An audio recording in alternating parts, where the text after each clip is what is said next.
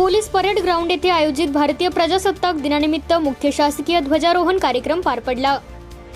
यावेळी आमदार देवेंद्र कोठे, जिल्हाधिकारी कुमार आशीर्वाद, महापालिका आयुक्त डॉक्टर सचिन ओंबासे, पोलीस शहर आयुक्त एम राजकुमार, पोलीस अधीक्षक ग्रामीण अतुल कुलकर्णी, मुख्य कार्यकारी अधिकारी कुलदीप जंगम, राज्य राखीव पोलीस दलाच्या समावेशक दीपाली काळे, माजी आमदार नरसिंग मेंगजी, अपर जिल्हाधिकारी गणेश निराळी, निवासी उपजिल्हाधिकारी अभिजित पाटील यांच्यासह सर्व संबंधित विभागाचे प्रमुख तसेच पदाधिकारी, स्वातंत्र्य सैनिक, ज्येष्ठ नागरिक, पालक, विद्यार्थी, पत्रकार व अन्य मान्यवर उपस्थित होते।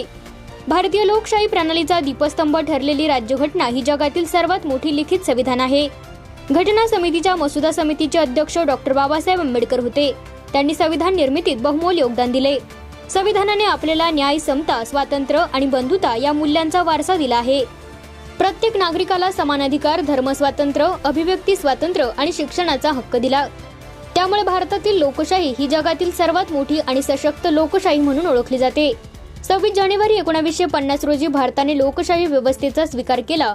भारतीय संविधान अंमलात आले आणि नागरिकांना मूलभूत अधिकार प्राप्त झाले। स्वातंत्र्य प्राप्तीनंतर देशाने स्वतःची दिशा ठरवली। विविधतेत एकता हा भारताचा आत्मा प्रजासत्ताक दिनाद्वारे अधोरेखित होतो। भारताचा प्रजासत्ताक दिन हा केवळ उत्सव नसून आपल्या लोकशाही मूल्यांचा, संविधानाचा आणि राष्ट्रीय एकात्मतेचा सन्मान आहे। आपण सर्वांनी मिळून देशाच्या प्रगतीसाठी योगदान देऊया असे आवाहन यावेळी केले।